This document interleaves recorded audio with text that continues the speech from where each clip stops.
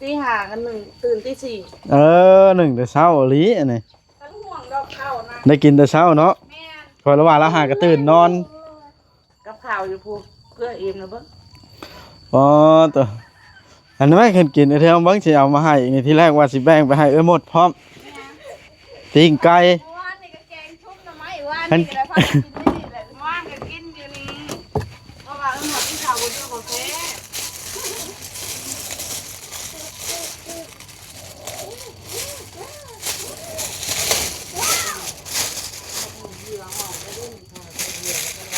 ถ้าผ่าจิตเหลืองหรือว่าผ่าบ่ได้บ่ได้เฮ้เบิ่ง อย่าลืมกดติดตามเพื่อเป็นกำลังใจให้ผมด้วยนะครับทุกคนขอบคุณมากๆครับพี่น้องเอ้ยเนาะโดยเปิดภาพขึ้นตอนเช้ามื้อนี้กะแวะเวียนมาเยี่ยมทางนี้ก่อนพี่น้องเอ้ยก่อนจะไปหาทางด้านน้องคำละหรือว่าบ่าวคำละเพิ่นอะไรมาตั้งแต่แล่นมาต้อนรับล่ะตัวน้อยน่ะตายแล้วมาตั้งแต่จักเป็นหยังเอาพี่น้องเอ้ยลงจากรถมากะถ่ายเบิ่งพื้นที่ให้ซีเบิ่งตอนเช้าๆมานี่8 โมงเช้า 9 โมงนี่แหละพี่น้องเอ้ยแต่ว่ามันมืดพ้นโอ้น้ำเข้ากระล่างเปื้อนเบิดเนาะสบายดีน้องๆโอ้ได้กินยังอันนี้อ้าวไอ้เทืองยังบ่ได้แต่งตัวเจ้าสบายดีเฮ็ดกินยังชูลูกชูเต้ากินเนี่ยโอ้สุกลูกไม้อ๋อแต่บ่ได้ใส่มักพริกวะน่ะใส่อยู่แต่สีเอาแบบกัดเอาใส่ผงน้อยนึงมันเป็นตาแซ่บแท้นี่ กินน้ำกันเนาะเด็กๆก็ต้องมีกินแล้วนี่เนาะผู้ใหญ่ไปใส่เบิดใส่ลูกกาซอยประมาณโอ้ผู้ใหญ่2 คนนะเลยเบาลิงกับทศกัณฐ์เนาะอ๋อสุกหน่อไม้สู่น้องๆกินลุงเนืองดิเฮ็ดเวียกซอยงามโอ้ไปเฮ็ดเวียกซอยแล้วเพราะว่าเราบ่อยู่เฮือนแล้วไปเข้าเฮือนของเราเห็นได้ซุมื้อนี่เห็นฮะคนเข้ามาหลายว่าจะให้กี่จะให้บ่มีให้จะเบิ่งอยู่ว่าคลิปนะคลิปก่อยอันออกมาชี้แจงเรื่องเฮือนเจ้านะ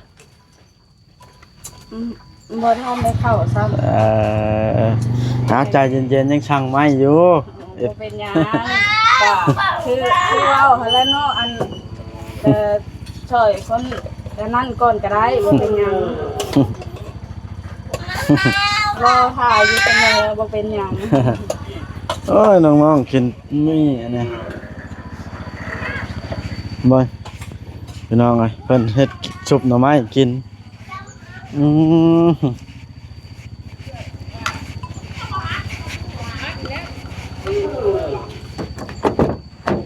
เดี๋ยวเอาอัน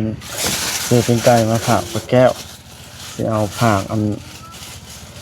เล็กน้อยก่อนเขากินแต่ซุปหน่อไม้เกือบเฮียเซ็ตบาทเฮียปิ้งตับไก่ให้เพิ่นกินกับซุปหน่อไม้เล็กน้อยเขามักกินนะพี่น้องเอ้ยมาฝากเด็กๆกันเอาละแซ่บแต่แท้โอ้ยเฮียปิ้งตับไก่เอามากินกับอ้าวกินกับซุปหน่อไม้ผักเธอได้นี่เนาะเขายังบ่ได้ช่วยหน้าชับสิกินข้าวก่อนเลยบ่ได้ไปดำน้ำบ่ใส่ข้อมือนี่เทื่อมันแบบมันยังปวดแอวนะเมื่อคืนนี่ก็ยังจนไห้เมื่อคืนเจ็บแอวยังเจ็บแอวอยู่ยังบ่ดีบ่ได้กินยาสักยาวะกินยาแก้ปวดนะมาให้ลูกกินข้าวอ๋อกินข้าวได้ซะนะบ่กินน้ำบ่บ่ฮะบ่กินน้ำบ่สิแต่งสุกินได้นี่มากินน้ำกันโอ้ยเก่งใจแท้เนาะนี่เอามาลูกกินข้าวมาสู่กับบ่กินละมดมาลงมาโดนไม่ได้ค่ะ ลงมาเร็วๆไม่เท่า มากินข้าวเทืองแล้วนี่คอยยังสิกินน้ำลาวนี่มันเช้า ลงมาด้วยไม่เท่าใส่เลย ปลาแก้วนะโอ้แต่งตัวเซ็กซี่แท้ทั้งเทิงนะบ่ได้อาบน้ำบ่หันนะ ยังไม่ได้อาบน้ำฮะมึงกินน้ำบ่เอาถ้วยมาเอาเลยเราจะเมื่อบ้านเนาะ ไปสิมามันน้องสบายดีไอ้มดใช้พอจอยนะ พอจอยออกไปเฮ็ดเรียน ไปเฮ็ดเวียกละโอ้ยเจ้าเกลือปลาให้อืมไปกินข้าวไป แล้วมาสิไปกินข้าวกันเรื่อง ซุปหน่อไม้ เขาก็ได้เฮ็ดเพชรนะปลาจังมุงเลยนี่นะ 8-9 โมงละ 8-9 โมงเลยมาเท่าอีก มานะแม่ปลาแก้วมากินข้าววังเดียวนี่เมียนเฮือน มาแล้วจะเมียนข่อยเองแมงดาไปอยู่นะ โอ้ยห้องมากินข้าวผัดว่ายังบ่อยากแต่เด็กแต่เช้าแม่ตู้ปันไปทางใดซะค่อยก็กินน้ำแล้วนี่ไอ้หมด ข้าว1 2ติ๊บ แล้วหนึ่งชุกลามานี่เอาคือหนึ่งแต่เช้าแท้ โอ้แล้วคันเราอยู่เราไม่ได้ห่วงดอกคันเราอยู่นะ เพราะว่าพอจอยออกตีห้ากันหนึ่งตื่นตีสี่ หนึ่งแต่เช้าอีหลีอันนี้ คันห่วงดอกข้าวนะ ได้กินแต่เช้าเนาะ แม่น คอยระหว่างเราหากระตื่นนอน กับข่าวอยู่พูเพื่อเอ็มนะเบิ้ง อ๋อตัวอันนั้นไม่เคยกินไอ้เท่าบังสิเอามาให้อีกนี่ที่แรกว่าสิแบ่งไปให้หมดพร้อมปิ้งไก่ ว่านนี่ก็แกงชุ่มหน่อไม้ว่านนี่ก็ได้พากินไม่ดีเลย ว่างกันกินอยู่นี่เพราะว่าหมดที่ข่าวบนเรื่องของแท้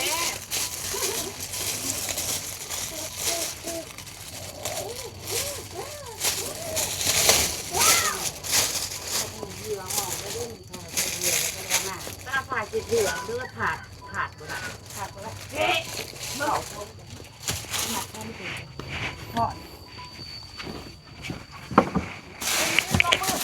เฮ็ดนะ ซื้อปิ้งไก่มาว่าสิแบ่งปลาแก้วแน่หมดแน่เทืองแน่ว่ะแล้วมากินน้ำกันนี่เอาลงมากินนี่กันนี่แล้วซะอ้าวไปยังซะนะเอาเทืองจะแบ่งให้ไผแน่พร้อมนะ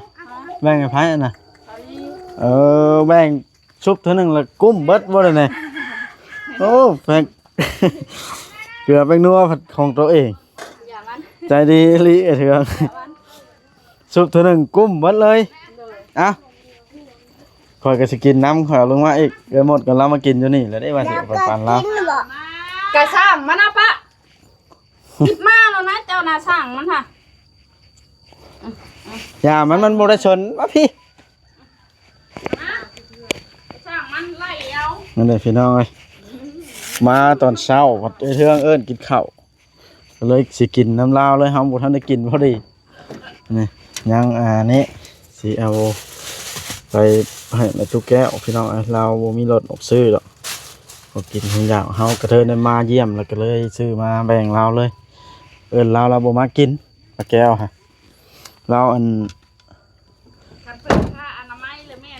บ่มาดอกเพิ่น บ่ยังเช้าคนเฒ่าเราบ่มากินตอนเช้าเนาะอ้าวไว้หมดไปไสนะ เพิ่นขึ้นไปเอาผ้าเช็ดเหือเพิ่น ยันว่า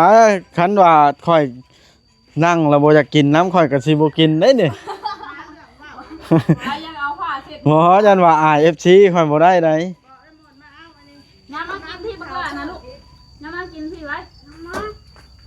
หลานน้ำมากิน นี่พี่น้องเอ้ยเฮาก็บ่ได้เข้ามาโดนแหละมื้อหนึงละโดนก็ได้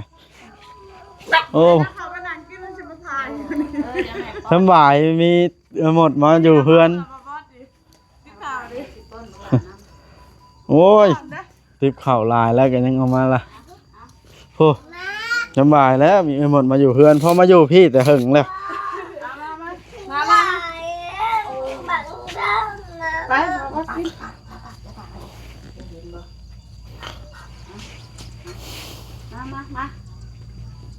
อ๋อต่อหมานแท้มาเนี่ย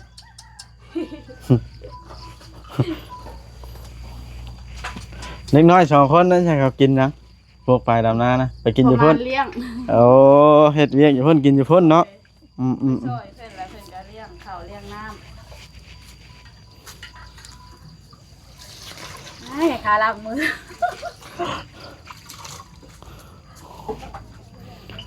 เอ้ยหมดนี่เซ็กซี่ขึ้นคู่มือเด้อเอ้ยหมด เรา นะ งามได้ ธรรมดาเด้อคนนี่พอจ้อยเฮ็ดได้สิมีแฮงทำงานแบบนี้ตื่นมามีแต่แฮงทำงานกลางคืนบ่ได้เด้อแบบนี้ มันคือสิแป้งรถจนตีหนึ่งพอจ่อยนะ มากินน้ำ แป้ แป้ ง ง รถเฉลงเพิ่นนะ อ่ะแต่งตัวบุสุภาพก็ขอโทษขออภัยนะ ถามก็ไม่ได้อ่ะ ว่าน้ำยังบ่ทันได้ กิน อาบ มากก็ล่างหน้ากับปลาแป้งกับยามันนะ กินมากก็เห็นหันเห็นนี่ก็ ซุปหน่อไม้แบบเผาเอาบ่นี่หรือต้ม ต้มน้ำไม้ขาว อันนี้บ่บ่ตัวนี้ข้าวห่อนตัวนี้ข้าวเย็น ๆนี่อันนี้ข้าวห่อน มาเด้อพี่น้องกินข้าวเด้อบาดนี้ มาเด้อ มาฮอดปัดมากินข้าวน้ำเอื้อเทืองอีกล่ะ อย่าเผ็ด กั ละ บ กัด กับลูกนะ อืมเอาอืม บอกบ่ให้เรามาข้าวร้ายขนาดเอื้อนจบเป็นข้าวเย็นมาให้อันร้านกินเมื่อวานเป็นยังเรือนข้าวเย็น ข้าว เป้าหมาลาย ข้าวเหนียวอลิ พอจ่อยมากข้าวเอ้ยบ่ให้พอจ่อยมากข้าว ย่างได้อยู่เอื้อเทืองวานนี่ก็ไปบ่พอจอยทำงาน ไปเบิ่งหน้าเวียก็คือไปเบิ่งว่ามันหกโพดเลยสิบ่เฮ็ดนะมันเฮ็ดกลับไปกลับมา โอ้ไปเบิ่งหญ้านะ ไม่แม่นบ่ได้น่ะไปเฮ็ดไปเฮ็ดน้ำยัง น้ำนี่นะ เดี๋ยวเฮ็ดน้ำต้ม เผื่อเพิ่นนี่คือน้ำนี่หน่อยแซ่บ เอาขึ้นมาพอลง หน่อยแซ่บตัวเองต้องแซ่บเมื่อวานนี่ก็แกงเต็มหม้อเมื่อวานนี่จ้ะ มาเห็นไหม แม่น ก็หมดมัก มาอีกค่อยนะมาเนี่ย อืมอืม เชื่อพระเจ้าลอยไข่ล้มมันสีดัง ก็ยอกนี่ปลาหนึ่งแหละแต่ปลาไว้ มันเกิดยังลม ว่าหยอกว่าหยอก มันหยดเด้อ เวลากินข้าวเนาะ เผ็ดน้ำมันเผื่อยายนะอันนี้นะ เพื่อนเพื่อนปลาแก้วเนาะ แม่มันอยากน้ำไปบีบกินไปลูกไปเพราะว่าเรากินเผ็ดเลย น้ำไปแล้ว น้ำไปนะยัง ลูก แก้ว นะ ว่าไง เพราะว่าเพื่อนเลิก เพื่อนมากินข้าวเหรอเนาะ มาว่าเหนือ จะให้ป้ากินนี่หมดเด้อ ยังเกะ นี่ถ้ากินหมี่หมูเด้อ เผ็ดเติบหัวพริกเนาะ กินให้อิ่มแล้วบ้าบอดไปอันจ้องไว้ให้มาโอน้ำไม้กับเพิ่นว่านานมากเลยต้มเบิด เพื่อนเมื่ออัก ไป เสบ ว้าย บ้าง น้ำหินป่ะ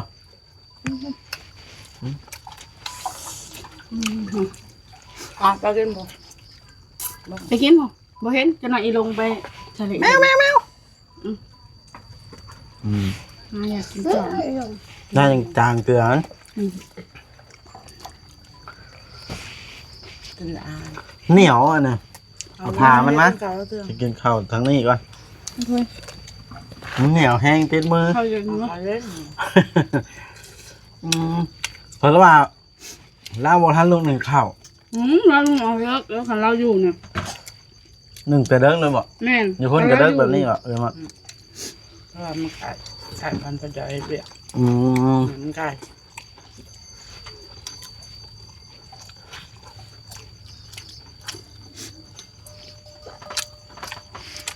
คอยมันชุบไป4 โมงก่อน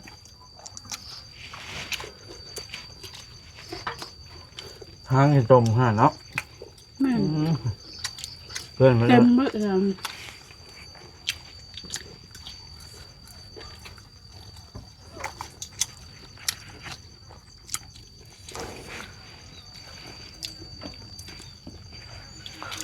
มันชุกอยู่บ่อันนี้เนาะเป็นย่างเนาะ เพิ่นทาสีให้มันเฮ็ดคือทุกคือไว้ละ ขนาดจุยังห่ำเนาะ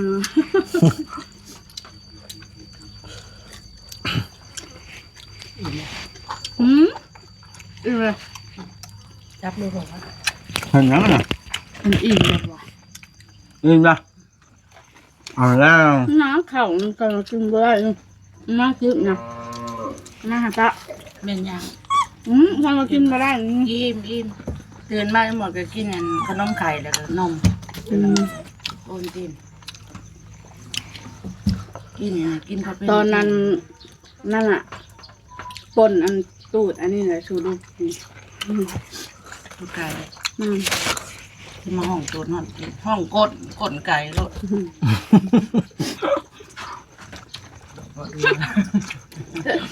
ตูดเป็นยังว่าเป็นภาษาลาวฉันว่าไทยกับไทยมันรอดจะตูดไก่อะตูดไก่ เป็นได้อันนั่งแต่โทรมาอยู่บ่บ่ฮู้ทำว่ามื้อใดเพิ่นสิมาเนาะ ว่าบ่โทรก็เซ็ตมาบอกคำเดียวยังบ่จัก อืมแม่นเพิ่นสิมาพ่อเบาลี่อีกบ่ เรามาเมื่อไหร่ ยังบ่ได้เอาเวียกอ่านกันนะ ใกล้ๆเลยมันมาตัวที่เราก็มานี่ มันก็ได้เห็นทำเลยผูก ตาบอด ผูกทักน้ำนะ ว่าอิ่มไวแท้ บ่ตอนเช้าหมดกินข้าวอะไรเพราะว่าเช้าลูกหนึ่งข้าวให้กินนมกินข้าวกินอะไร เอาละไม้เอา จะเอาหยังช่อยเห็นบ่ น้ำ เฮ้ยเอาง่ายนะเห็นหรอ เอาไม้ อืม ก็บอกว่าข้าวอยู่ถ้วยปลากระป๋องเป็นฟองกระป๋อง3ฟองแล้วก็ไก่อีกหมูอีก น้ำเพิ่งว่างแล้วกี้ ไปไหม มาเป็นหัว เจ๊ เขาพูดไปลำน้ำผัดกระพนหมอยเนาะ มีใครคน ทำยังโมเป็นโมเกะ เป็นอยู่แต่ว่ามันแบบดำบ่งามยันเป็นปีหั่นนะ ลูกกาได้ เกลือปลาแล้วมันนี่มัน กูสิจัดการมันก่อนบ่แล้วใจกูยังขาดค่าในใจกับมึงนี่ หายมาเปล่า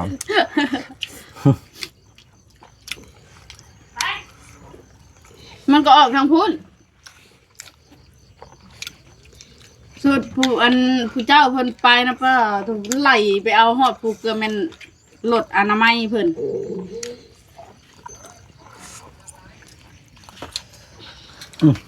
กินให้อิ่มนะบาบอส ฮะ กินให้อิ่ม เดี๋ยว อืม พุงจะแตกเลยแล้ว อื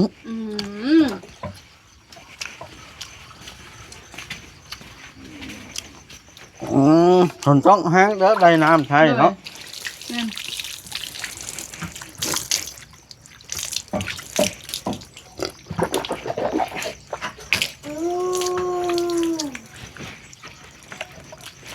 โอ้ยได้ถือน้ำมาช่ำมันในรถใช้น้ำกินกระเทิงอืม ชื่อกระตุกใหม่เพื่อ ซื้อไหมวะเนี่ย โดย อืม ซื้อ ไป ใหม่ เผาหมาหมดบาทนะยันมาออกนะพ่อ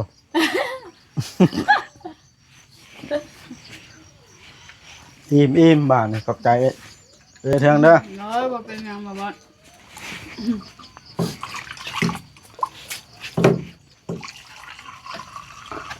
มาสิบกินแล้วเบิ่งอาหารคือหลายอยู่เนาะ ว่าแน่นั่นเลยกิน เขาก็มัน มา ยัง บ่ต้องห่วง มันยังเศร้าอะนะบ่ทันอยากปานใดมันยังหมดสายเด้ยังหมดเอาพี่น้องไอ้บ้านนี่ป้าหันกันสำหรับคลิปนี้ก็สิจบคลิปสำนี้ตะเว้นก็ขึ้นสูงละพี่น้องเอ้ยทางเฮาก็สิได้เดินทางไปพบทีมงานไปหาบ่าวคำหลาอีกพุ่นละพี่น้องเอ้ยเนาะแต่ว่าเฮาก็สิเข้าไปเยี่ยมป้าแก้วสักก่อนพี่น้องเอ้ยเพราะว่าเฮาซื้อปิ้งไก่มา ไว้ให้เรากินกับทิ้งละกับน้องทิ้งว่าง่ายๆเนาะกระเทินได้เข้ามาแล้วก็เลยคิดว่าเราบ่มีแนวกินตอนเช้ากินได้ไข่เปลี่ยนอาหารแน่พี่น้องเอ้ยโอเคเด้อพี่น้องเด้อเนาะมีแต่ว่าจบคลิปนี้แล้วเฮาสิไปเยี่ยมป้าแก้วก่อนเนาะเอาบ๊ายบายสวัสดีเด้อพี่น้องขอบใจหลายๆ FC ทุกท่านที่ติดตามรับชมเบิ่งคลิปเบิ่งโฆษณาให้ในเด้อพี่น้องเด้อสวัสดี ก็เป็น